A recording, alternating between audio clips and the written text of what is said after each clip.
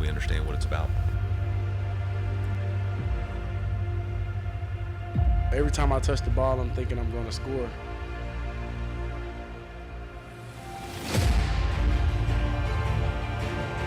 This is our chance to write our part of the story. The wheels, ball, goes, touchdowns! Like he looks like he wants to take someone's head off. Oh, picked up! Into the mix! Dante McClellan!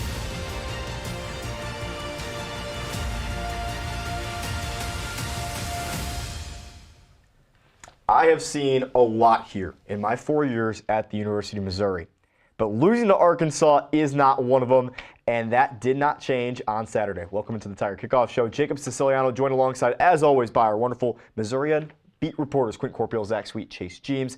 Guys, you made the trip down to a very cold, rainy. Whoa. Wait. Not all of us made Not the all trip. of us. Some of us. Only 3/4 of the panel here. Someone to my left decided to take a little bit of extra PTO in upstate New York, apparently. Yeah. Didn't make the trip to Arkansas. Guys better watch your mouth. That is the face of a cold man. Were you just sitting there, Quentin? Yeah, I sat there on the runway at Albany Airport for several hours as snow was pouring down on us, and unfortunately I was unable to get to Arkansas, but thankfully we had two wonderful beat reporters and Jacob Siciliano representing KOMU in Fayetteville, so we had good numbers otherwise. As soon as we got out of the ditch, we were all good. But let's talk about the game here for a second. That's a story for another time.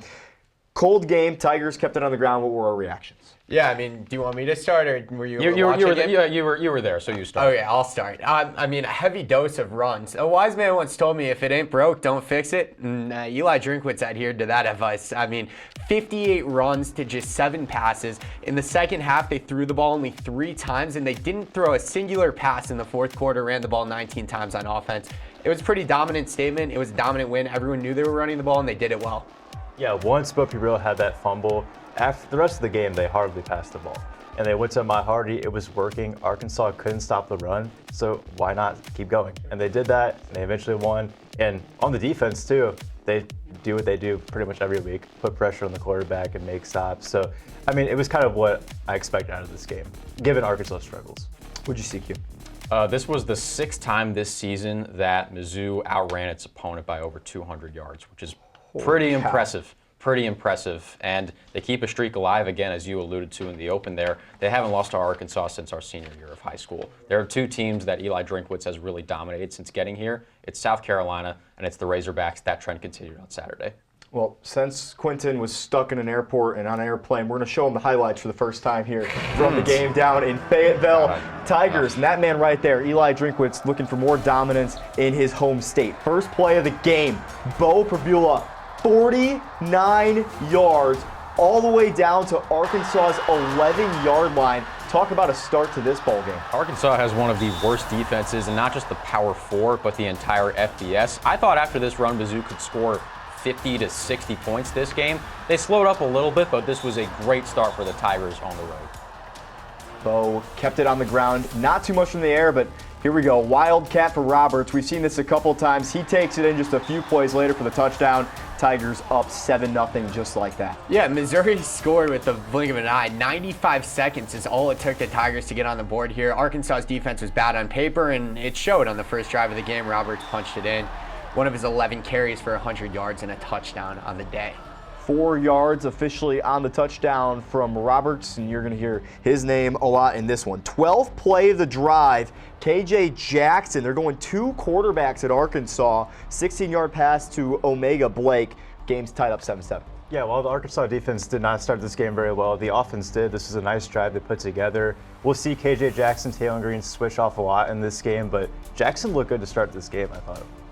Weather was a big issue in this game. Rain, the wind, Bo tries to throw it, ball comes free. It's recovered by Bradley Shaw, who takes it 32 yards all the way in for 6. Prabula getting sacked by the ghost of Fayetteville, which was quite unfortunate for Mizzou. It was about at this point that the Tigers realized they should probably do what they do best, which is keep the ball on the ground. That's what they did for the rest of the game, as Prabula only threw 3 more passes after that. Next drive, Bo taking it on the ground again, gets bounced into the end zone, 11 yards on the rushing touchdown.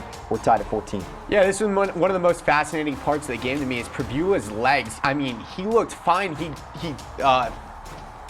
He injured his ankle a month prior, and he looked really good. Carried the ball 16 times and used those legs efficiently. Ends a 9-play, 75-yard drive. We jump to the third. Mizzou, Ahmad Hardy. What? He has like 6 guys on him. This is just pure Ahmad Hardy core. Takes it all the way, 53 yards. Nobody can tackle this guy. They need 12 people on the field. Tigers go up 2014. I mean, he's absolutely ridiculous. People asked him if he's going to get the Doak Walker Award after the game. They asked Drinkwitz. I mean, it's kind of a no-brainer with what this guy does. He just gets through the contact here. I don't know how he's still up on his legs. And he goes 53 yards. It's just unbelievable. Like that is just absolutely speechless from Ahmad Hardy. And then here's his counterpart, Roberts, 38 yards all the way to the Arkansas 21. The drive will end in a Tigers field goal. As Zach mentioned earlier, Roberts had 100 rushing yards on just 11 carries. I think something that might get lost in this season is how good Roberts has been, even with Ahmad Hardy being as good as he's been. He's been super efficient, Roberts has, on a yards per carry basis. The 1B to the 1A gets the Tigers up 23-17 after a field goal. And then we jump to the fourth. Kevin Coleman takes it.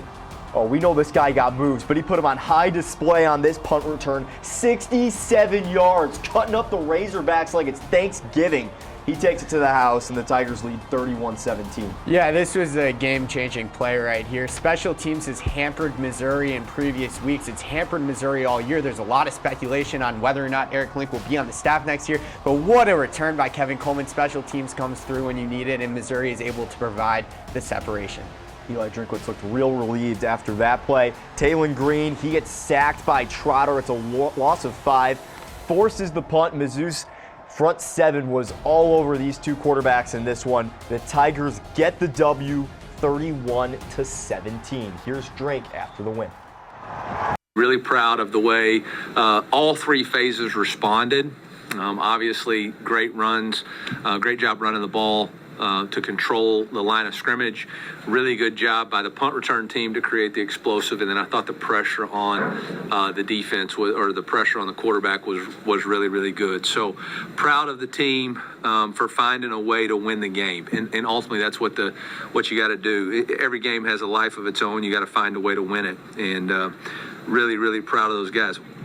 3 guys with over 100 yards rushing, Ahmad, Jamal, and Bo, doing whatever we needed to do to win. So really proud of them. Drinkwitz has owned the Battle Line rivalry. He is 5-1 against Arkansas in his 6 appearances against his old home state and his old favorite team. A whole class has graduated from Arkansas now, never seeing them beat the Tigers. That was really nice of you to really rub it in and make sure that whoever is watching this, who's supporting Arkansas, really remembers that. But it's true, 4-0 in the last 4 games. Yeah, Drinkwitz has done a really good job of handling business against opponents that he should beat against unranked teams. I don't know the exact record, but he's been dominant against them. And a lot of those times against Arkansas, they've been unranked, and he's taken care of a team that has been inferior to Missouri. Yeah, I mean, they went winless in South Dakota Conference play this year, and this could have been a game maybe at the end of the year that you just dropped somehow, but Mizzou walked in and they won this game and keeps this winning streak going. What did Missouri really show you in this last game? Well, they proved once again how they were able to win football games in 2025, which is running the ball down the other team's throat. I was thinking about after the game because Bo Corpuel only threw 7 passes and Mizzou ran so much, especially in that second half. Will Mizzou ever find that balance? But it's like trying to get a 100-year-old person on a diet. You're kind of at the end, so why waste time trying to change it? I think whether Mizzou is going to be more balanced going forward won't be solved until next season. They are who they are. A lot of their problems this year popped up against really good teams. Arkansas is probably one of the better 2-9 teams ever. They were top 50 in S&P Plus. They've played a lot of really good teams close, but Arkansas is not one of those good teams that Mizzou has had problems against, like Oklahoma and Vanderbilt, and even an elite defense in Auburn, even though they didn't get to bowl eligibility. I'm still trying to process that 100-year-old reference, but sure. I mean, to your point, it was a very Missouri-style win, and we've talked about all year how good Missouri's defense has been, and it delivered again. Someone who I think we haven't talked about enough on this show, but who has been absolutely dominant for Missouri this year is linebacker Josiah Trotter, who's only a sophomore. He's returning next year. Feels like every time we look at a box score after the game, he just pops up first on the tackles. He did it again on Saturday. He had 10 tackles, 2 for loss, 1 sack. He's just been so good this year. He flies around the football field. He makes a difference, and I think we need to give him more appreciation for all he's done this year. Only a sophomore, but he looks like he's been fighting in the UFC for Right, 6 he's years. huge. He's He's absolutely huge. jacked. Like his brother and dad were also high-level linebackers. It's Almost crazy. like it. Yeah, Almost. I know, The right? Axe- Crazy the how that Axeman's works. Axeman's been swinging a lot. Well, why was this game important? Like, what did this game mean, Chase, to you? Yeah, I mean, obviously the writings on the wall with this team wasn't going to make the college football playoff or anything like that. But I still think at the end of the day, like 8-5 with the chance to win 9 games does look a lot better. And this loss to a struggling Arkansas team would have looked rough. And I think it's, a lot of those guys want to end it on the right note, get the seniors leaving on a high note. Back to the point, like I think this game showed nothing new of what this team has been all year. The run game was strong. The defense was strong. Passing game left a lot to be desired, but that's just kind of what this team is. Next year, there's more answers, or there's more questions that can be answered. Well, we'll get to see those answers next season, but in the meantime, we're going to take you to a place that was very cold but very exciting for Missouri as we get you through our looks through the game.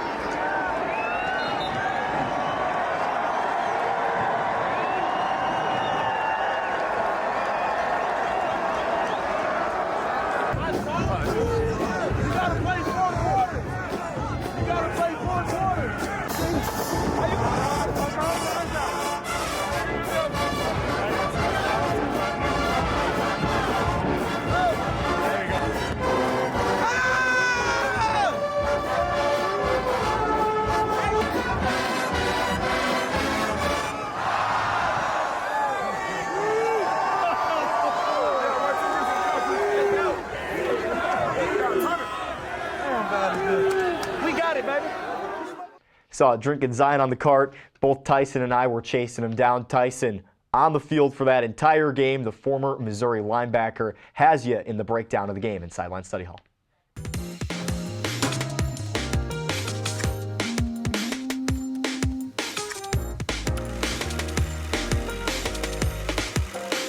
Ahmad Hardy told the Arkansas student section after the game, "You got to play me for 4 quarters." That's hard to do because Missouri on offense and defense have mastered football math in the run game. So let's talk through the equations that make this team so successful. We'll start in the red zone, in the wildcat formation. Jamal Roberts taking the shotgun snap. How's that for some offensive creativity, huh? Kevin Coleman's going to come on the motion. Dominic Jadis is going to pull, and those 3 players are going to win this rep by themselves. The backside offensive line does great job, so you can scribble that out of the play.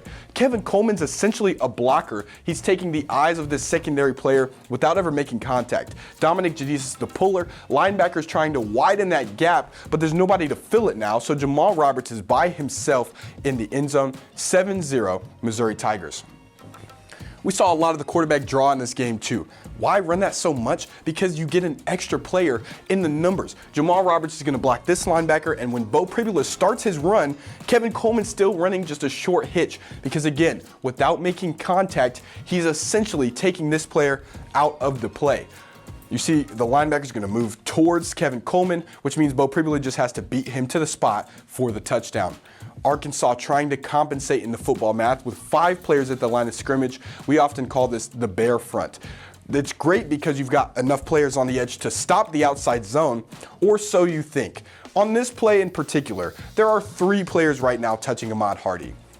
Here's some more football math in dimensions. The field's 100 yards long, 53.3 yards wide. But if all 11 players aren't right there on 29, it's likely a touchdown. That's exactly what we see. This player defies football math. He breaks the equation, breaks the tackles, and he's all the way to the end zone on a long, explosive run play. That's why he's a Doak Walker finalist. Arkansas realizing that they have to get to this outside zone faster. You have to get to this play in time. So right now, players' eyes are in the backfield looking at the mesh point.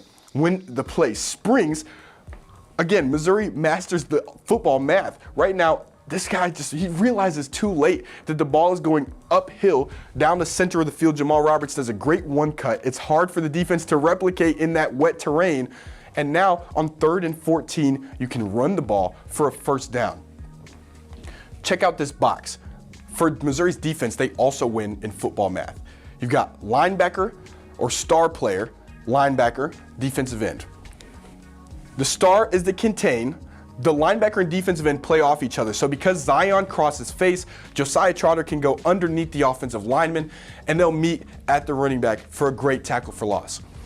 Now this play here comes down to breaking the equation from the defensive line. From the top, we'll see that these two pullers are taking the 2 perimeter players out of the play. So again, let's focus on this matchup here. Sterling Webb is going to shock and shed his offensive lineman out of the play. Langdon Kitchen is going to make first contact on the running back, string it all the way out to the sideline where Toriano Pride meets that player in the backfield. Nothing you can do about that. Great football math. And when it doesn't work at the line of scrimmage, Marvin Burks, the safety, is the equalizer on the play. Watch him come downhill, bam!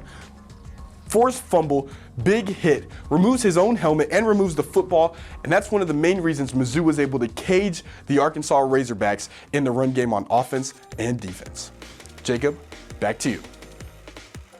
I was standing next to that pig, that Razorback hog. It did not smell good at all. But we heard from Tyson, we heard his opinions. We'll get to these guys' opinions on the Tigers season in just a second, but let's hear from Coach Drinkwitz after Missouri's final regular season game. You know, I know somebody's going to ask me at some point about how do I view this season, you know, and I would just tell you that I think it's a good season. You know, it's not great. We had a chance to go to great. We didn't get it done. And as a team, as an organization, as everybody, you know, we've got to find those inches. And it starts with me, and then it trickles down to everybody. So you heard from Drink right there on the season. Good. Not great. What are your guys' evaluations of the 2025 Tigers? It's so interesting because we went into this season not expecting Mizzou to make the college football playoff. I think that sentiment was pretty widely shared. That was among a lot of people. We asked the question week 1. We were kind of laughing about it. Yeah, and the playoff was, again, seemingly not a realistic expectation before the season. Mizzou was not in the preseason AP Top 25.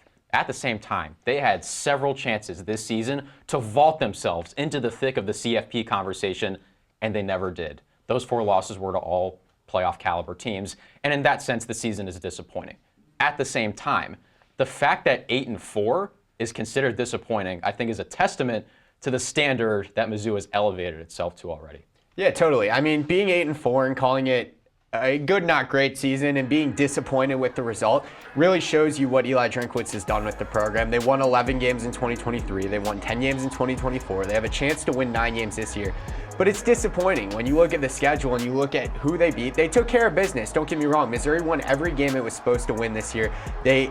However, they beat 0 teams that are bowl eligible. So they didn't have a signature or even a good win by that metric. So it's one of those where you go back to the drawing board and you look at how do I now retain my roster, how do I get better, and how do I improve on 8-4, but you almost failed at your opportunity to take advantage of a weak schedule with the new SEC schedule being implemented next year. No bad wins against KU, but it is an interesting question. This is true. How do you evaluate a season where you did not beat a single bowl-eligible team, but all your losses came to top 10 AP teams? And you were hampered by your quarterback situation, and you were hampered by a number of things, but I mean, yeah, how do you evaluate the season? That's what it comes down to. Right, it's tough. I mean, there's no doubt they battled some adversity. I mean, the Blake Craig injury week 1 too. I mean, that you can't put all the special teams issues just on that, but that was a costly injury. And you know, I think even if we didn't think this team was going to make the playoff, they definitely believed themselves that they would. And I would argue that the defense is college football playoff level, but the offense has struggled throughout the entire year. And you know, the running game has been strong, but at the passing game has just held them back. And I think there's a lot there is a lot this season that you can look forward to, and you can make progress from. But as a whole, I do think they're right to say it's a disappointment for what the expectations they set out. Do you think the Tigers are trending up for the future? It's hard to say. I think there's a lot of questions next year. Specifically with quarterback, are you bringing Bo Peepero back? Are you putting Matt Zollers in? What are you going to do in the portal? I think there's a lot, and especially with this defense too. You got Trotter might leave. Wilson's going to the draft probably. Zion Young's going to the draft. McClellan's graduating. There's a lot of guys you got to fill in, and they have portal success, but that's a lot to fill, I think. Well, there's one guy for sure. You talked about everyone that's leaving. There's one guy we know who isn't. He's going to stay. Coach Eli Drinkwitz. He officially signed to stay with the Tigers through 2031. That's a 2-year extension off of his original deal. He also gets a boost in pay to $10.75 million a year. That is the 4th highest coach's salary in the SEC. He announced it on Thanksgiving morning. Drinkwitz spoke on the extension for the first time after the game. And I appreciate the way our administration handled it. There wasn't any pressure or badgering or anything like that. Really, Saturday night after the game against OU, I just sent Larry a text and said, let's get this thing done. Let's just get done. And most people don't know this, but we were going out the tunnel against OU, and there were some fans yelling about me not going to be there, and it pissed me off. And obviously we didn't win the game, but it bothered me because it was a distraction to our team. And at that point, it was the first time I realized that this ain't fair to them. It ain't about me. It's about them. This is their year. This is their season. And so I just needed to do what I knew I wanted to do. So the Tigers got the deal done with Drinkwitz. How important is that? This is hugely important. Stability has become very uncommon in the SEC. A lot of the conference just completed coaching searches after firing their coaches in the middle or during this season. And so to be able to lock Drinkwitz up for the foreseeable future and end all job rumors of him potentially going somewhere like Florida, Auburn, LSU, or Penn State, I think that's majorly important for Mizzou, especially with early signing day coming up this week. Not potentially having a mass exodus of 2026 recruits and beyond. I think that's going to pay massive dividends in the future. Yeah, there's going to be 6 new SEC coaches next year, which is just wild after a year where there was no new SEC coaches this season. And Drinkwitz is now the 2nd longest tenured SEC coach, I think I saw yesterday on Twitter, which is just a wild stat to think about. Gone. But it really speaks to what he's built here and the progress that he's made. And like Quentin touched on, the most important thing with the landscape college football is in right now is retaining your roster. It's roster retention. And you look at what he has here, you look at the young guys, you look at Matt Zollers, you look at Donovan Alubade, you look at Ahmad Hardy, you look at Josiah Trotter. These guys are all underclassmen who are now going to likely come back next year, as Missouri will be able to pay them and say, we have a stable head coach and these are the reasons you should stay. And I mean, Missouri should be in a pretty good spot now with roster retention. Now you go out and you fill those holes of the guys who graduated and went off to the league. Yeah, and Mizzou and Drinkwitz, they've set out this goal of reaching this pedestal of the college football playoff. If he had left, that's going to complicate a lot of things moving forward, especially for next season and even a couple of seasons beyond that. There's just that loss of stability could really have affected this program. I think it was really important to get this deal done. And I was kind of surprised. He got it done right then and there before all the chaos of the weekend. I think it was great timing for Mizzou. They could focus on Arkansas and they could focus on whatever bowl game they're in. Drinkwitz kind of mentioned the reason of that timing was because he noticed it started to become a distraction for his team. Do you think it was a distraction during Oklahoma before then? Do you think it ever was truly a distraction for Missouri, Quentin? I don't know. I was not in that locker room. I never have been in that locker room, so I can't say anything for sure. What I can say, though, is that the outside noise does matter to an extent, and it's really whether you want to listen to it or not in terms of how much it actually affects you. And clearly, as Drinkwitz literally said himself, he heard people telling him or giving him crap for potentially not being there, and it said it annoyed him. And that, among probably a lot of other reasons, made him want to, as he said, get this thing done and lock down an extension to end all rumors of him potentially going anywhere else. Yeah, totally. I mean, like Quentin said, you kind of hit the nail on the head there, but the most important thing at this point in time is retaining your roster, and you want to extend your coach as early as possible. Doing it before the whole carousel, whether or not that actually impacted things or had an effect on things, we won't know. But it definitely was good. You could tell they came out focused against Arkansas, and you can tell they'll be in a good spot for their bowl game.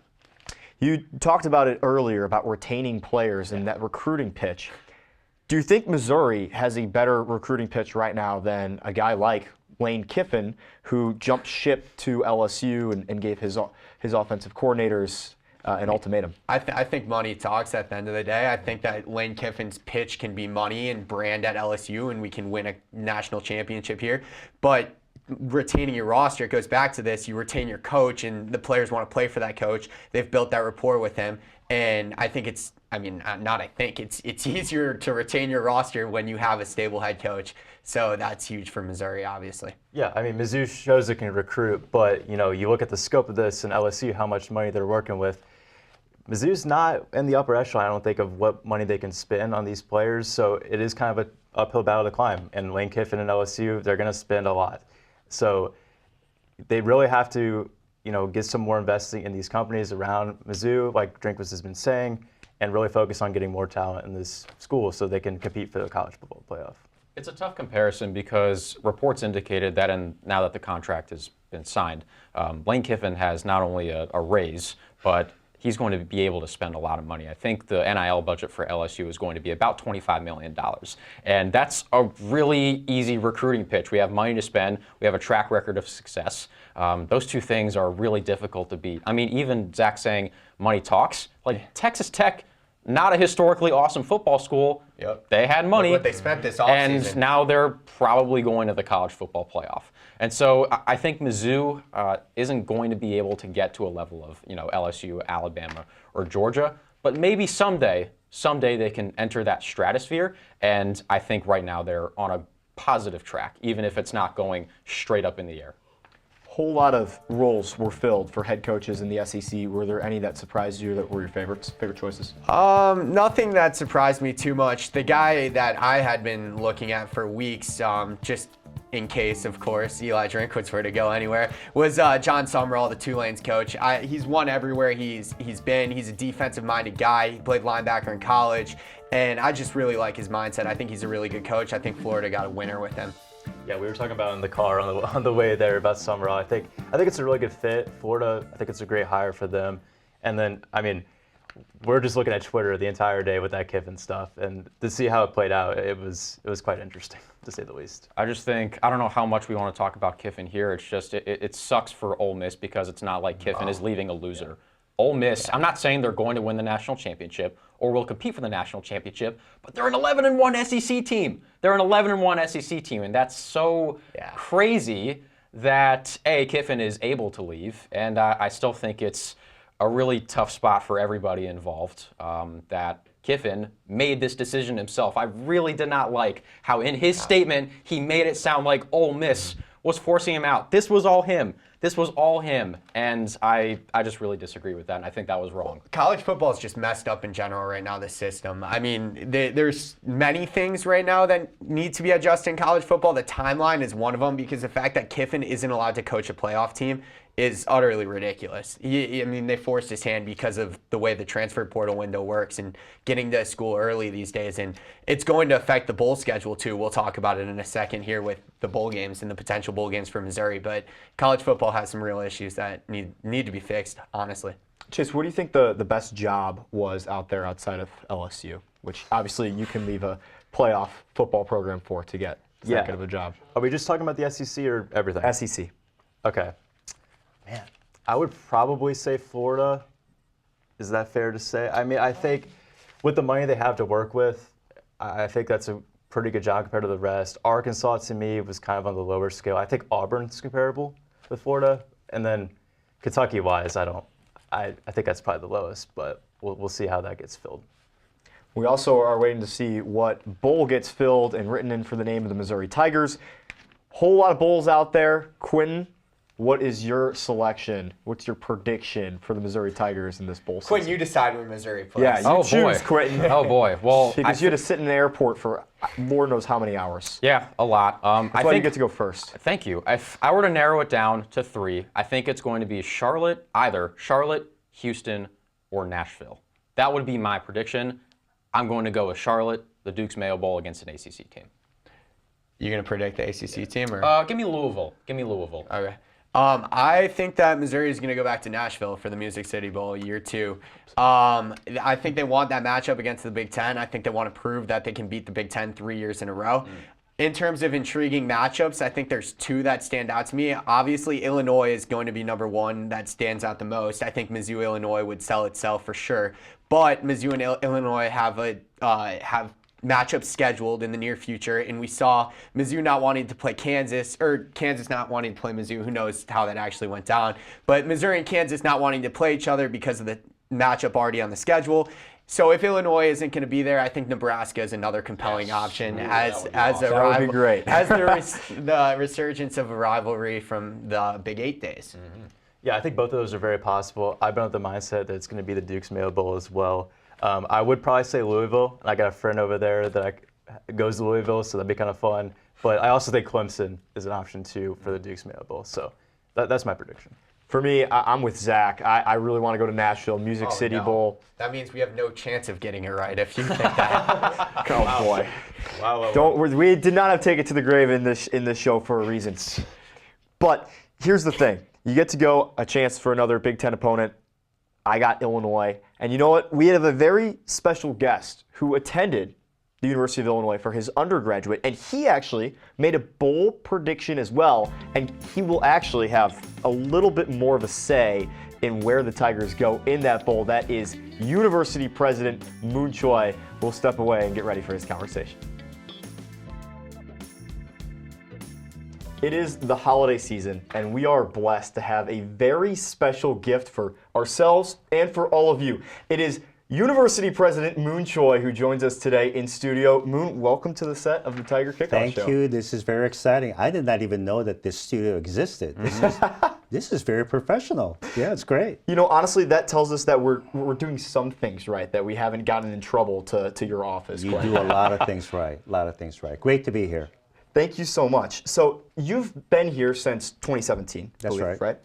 A lot of growth in this football program since 2017. What have you seen between 2017 and now? You know, there's an expectation. There's an expectation of winning. There's an expectation going to a great bowl game. And there's an expectation of going to the CFP and championships.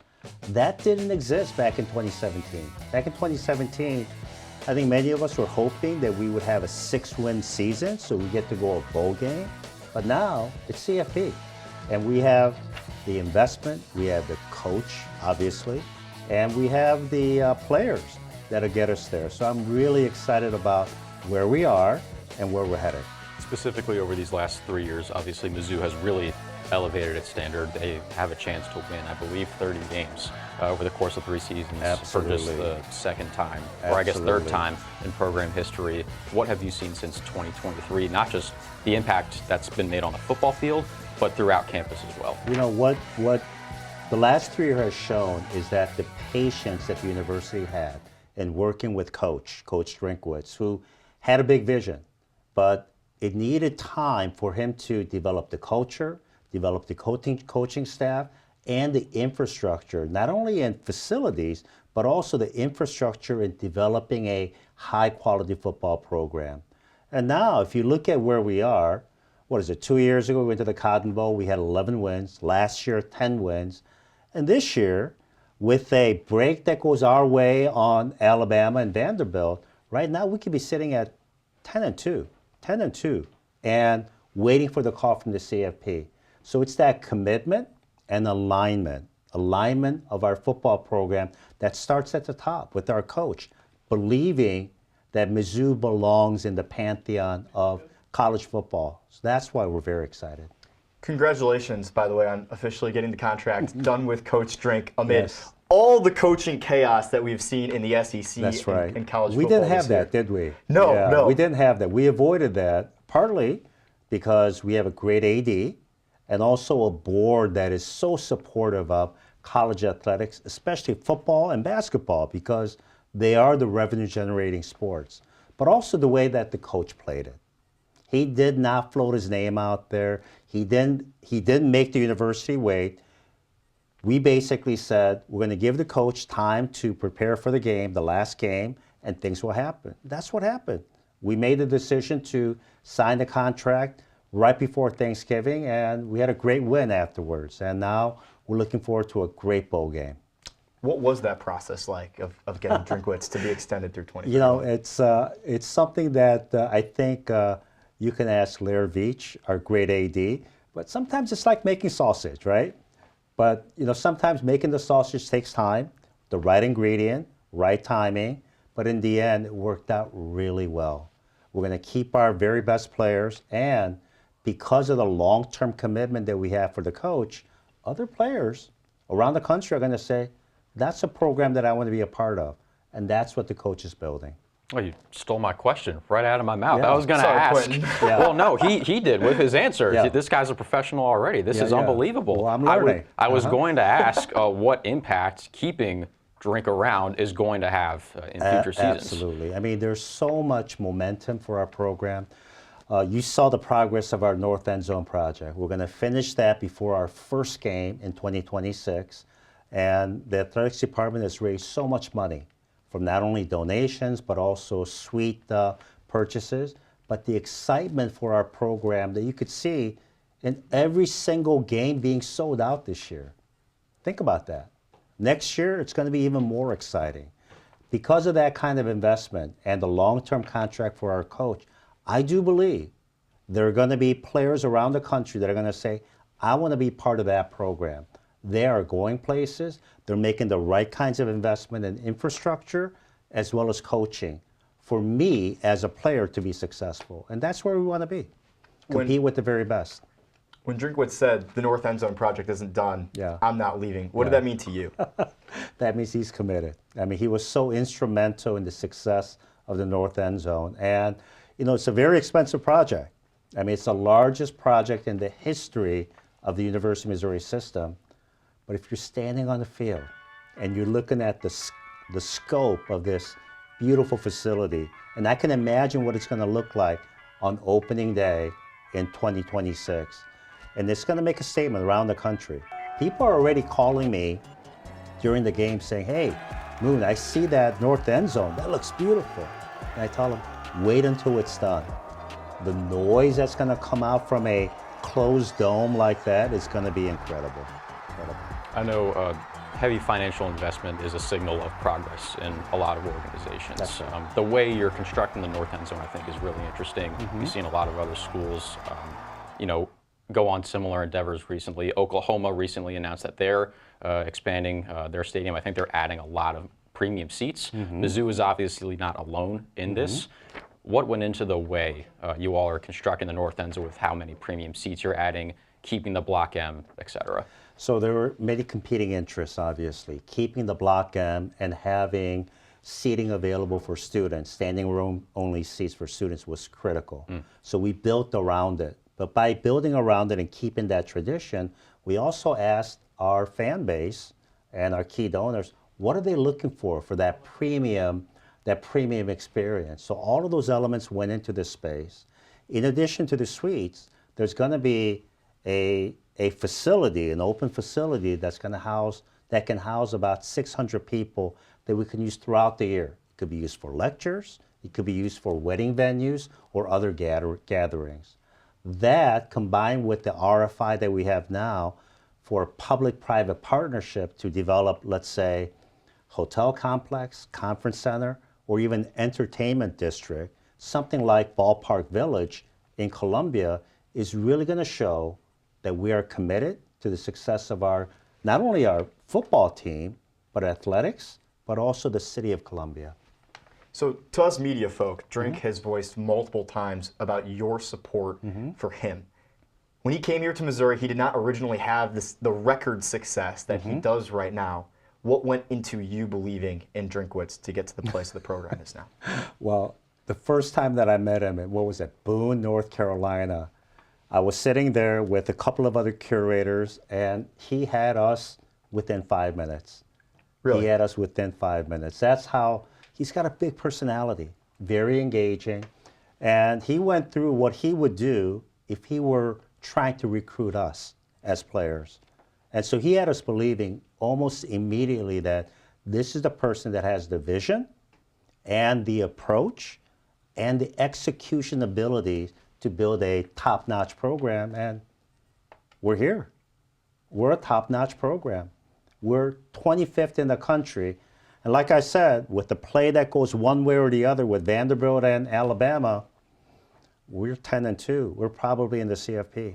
Yeah. Us football beat writers, we talk a lot about how players evolve on and off the field. Sure. How have you, from an administrative standpoint, seen Coach Drinkwitz evolve since the time he got here until now? Well, obviously, we all mature with experience, and I think he has as well. He came in as a very young coach, and what I really appreciate about him is a few years ago when he decided that he's not going to call plays, that he's going to be the coach, the field general, that's going to be overseeing the entire operation, but focusing on that entire operation as opposed to one aspect of it. And we've seen the success when he decided to hire an offensive coordinator. And that's when things really turned around. And so he's become a more seasoned coach, and I'm very proud of him for doing that. One of the things that coaches have to deal with today is a constant changing landscape. And Eli Drinkwitz has seen a lot of that transfer portal. He's seen NIL. And coaches, as we've seen, are currently leaving schools because of NIL budgets. That's right. How is the university supporting the football program through NIL? Well, we've supported the football program for many years using our own internal resources to be able to provide, working within the law with ETTB, to be able to provide the NIL funding. And we did that so that we can compete with the very best. So we were doing what other universities were doing, that were operating at the highest caliber. And that's what we're able to get student athletes that are competing in the SEC. I mean, look at what Ahmad Hardy has done. Yeah. Incredible. Now the thing is I made a prediction when I went to the football camp, beginning of football camp, and I said in front of the group, Ahmad, you're going to lead the SEC. Now it was easy for me to say. He actually is doing it right now. He's leading the SEC by almost 300 yards and #2 in the country. What made you make that prediction at the beginning of the year? You know, sometimes I get really excited. You know, I say that we're going to go 12-0. But it's so not one of the recorded. darts stuck is what you're telling me? One of those darts stuck, yes. That's right. That's right. Do you have a favorite player? Is he your favorite player from this Missouri football team? Well, there's so many favorite players. I mean, he's one of them. I love Zion Young. What an incredible person. And Mr. Graciel, he went on a trip, I think, to Jamaica, and he came back. And I think I read a story in the Missourian about how that trip just changed his life. And it goes to show that we have young people whose perspectives are changing because of the experiences that they received in the classroom, on the field, or during trips like that, where they get to experience public service up close and to understand their role in the world and helping others, especially those that are less fortunate. So you made your prediction on Ahmad Hardy. Yes. Do you have a bowl prediction for the Missouri Tigers, man? You know, there are bowls that I would like to go to. And my first bowl is the ReliaQuest Bowl, which is in Tampa Bay. It's on December 31st. Partly it's Florida, which is really good. But I also happen to be in Florida on that day, so it would be a short trip for me. But I think that would be a good bowl game. But more importantly, a good matchup. And I would love to play another Big Ten team and show the Big Ten why the SEC is #1. We've not lost a bowl game to the Big Ten over the past 2 years. You know that, right? So another Big Ten team. How about that? Missouri gets this question all the time, or this comment all the time, that they're not a real SEC school. What do you say about that? We're a real SEC school. Talk to them about Ahmad Hardy. Talk to them about our record over the past 3 years. Incredible. Over the past 3 years, what's been our record? It's 10 wins last year, 11 wins before. It's going to be 9 wins this year. Wow, that's incredible. Overall, an average of 10-plus games. Yeah, we belong in the SEC. I think those people that say we don't belong in the SEC are people from Kansas, and we don't listen to that. Yeah. When it comes to, we talked about your favorite player. Yes. When it comes to your favorite Missouri football moment since you've been here, do you Yes. have one? There's so many, but the one that I was a part of in some sense was when the thicker kicker kicked that 61-yard. And I don't know if you were there, but I was there. Yep. it was supposed to be a 56-yarder, but we had an offside, made it 61, which I think made him think, you know what, I can't lose on this one. 61-yard, I'll try my very best. He put everything into it, but I happened to be standing behind the goalpost. So if you watch that carefully, there's a little guy jumping up and down when that kick went in, but that was exciting. And we had to pay, I think we had to pay the SEC a fine. Yes, sorry about that. Yeah, but in the end, I think I was encouraging students to just come over, come to the field. It was that exciting. Yeah, I remember reading your joint statement with Laird Veach about not storming the field this year, and that's right. We expect to win games is what your message was. Yes. Yes. But I will say that moment was awesome. That was the only field storm I've ever experienced. It's my favorite Missouri football moment for sure. That was so exciting. And now the thicker kickers with the Rams. That's exciting. Yeah. Kicking field goals, yeah. Kicking field goals, yeah. He's been That's great. some great players. Someone that has a lot of attention right now is now LSU coach Lane Kiffin. Lane who? Lane Kiffin, yeah. Yes. It has been a crazy, crazy, crazy last couple of days in the coaching carousel that has been turned up all the way to full speed in the SEC. Sure. Missouri, we talked about it. Very excited, you'd say, to have our guy for absolutely another 6 years. But when you see something like that, a coach leave in the midst of a playoff run, how does that make you feel? Well, let me put it this way. I appreciate Coach Drink for staying with us, for believing in us, believing in our commitment to have championship teams at the university.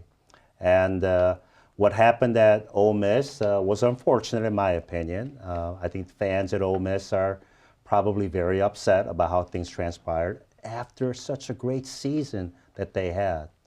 I wish Lane all the very best, but I can't wait to play the LSU Tigers. And we'll get to talk about Eli Drinkwitz and his bowl-bound Tigers in our bowl preview show. That'll come out after the announcement this Sunday. Moon, thank you so much again for taking the time to talk with us and talk Missouri Tiger football. And again, 30 wins in the last 3 seasons. Potentially. Potentially 30 wins. I guarantee it, yes. Oh, all right. It is President Choi stamped guaranteed, especially if it's a Big Ten team, right? Especially against Illinois, yeah. You heard it here first. Another dart thrown from Moon Choi. We're hoping it sticks right here on the Tiger Kickoff Show. Thanks for watching. Thank you.